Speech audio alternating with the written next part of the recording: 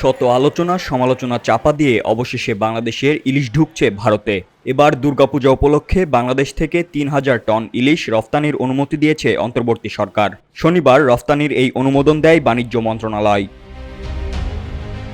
বাণিজ্য মন্ত্রণালয় থেকে পাঠানো বিজ্ঞপ্তিতে বলা হয়, আসন্ন দুর্গাপূজা উপলক্ষে বিভিন্ন রপ্তানিকারকদের আবেদনের প্রেক্ষিতে নির্ধারিত শর্তাবলী পূরণ সাপেক্ষে ৩,০০০ মেট্রিক টন ইলিশ রপ্তানির অনুমোদন দেওয়া হলো। সংশ্লিষ্ট আমদানিকারকদেরকে প্রয়োজনীয় কাগজপত্র সহ আগামী ২ সেপ্টেম্বর দুপুর ১২টার মধ্যে বাণিজ্য মন্ত্রণালয় বরাবর আবেদন করার জন্য নির্দেশক্রমে অনুরোধ করা হলো। তবে উল্লিখিত সময়সীমার পর প্রাপ্ত আবেদন গ্রহণযোগ্য হবে না। এছাড়া যারা এরই মধ্যে আবেদন করেছেন তাদের নতুন করে আবেদনের প্রয়োজন নেই বলেও জানিয়েছে বাণিজ্য মন্ত্রণালয়। প্রতিবছর দুর্গাপূজায় বাংলাদেশ থেকে ভারতে ইলিশ উপহার পাঠানো হয়, তবে এবার ভারতে কোনো ইলিশ যাবে না বলে জানিয়েছিলেন মৎস্য ও প্রাণী সম্পদ উপদেষ্টা ফরিদা আক্তার।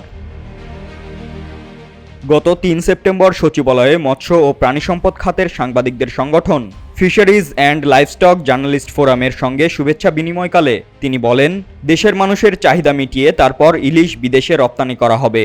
দেশের মানুষ ইলিশ পাবে না আর রফতানি হবে, সেটা হতে পারে না। ফলে এবার দুর্গাপূজায়ও ভারতে যাতে কোনো ইলিশ না যায় তার জন্য আমি বাণিজ্য মন্ত্রণালয়কে বলেছি। এ সময় ইলিশের দাম নাগালের মধ্যে নিয়ে আনারও প্রতিশ্রুতি দিয়েছিলেন উপদেষ্টা।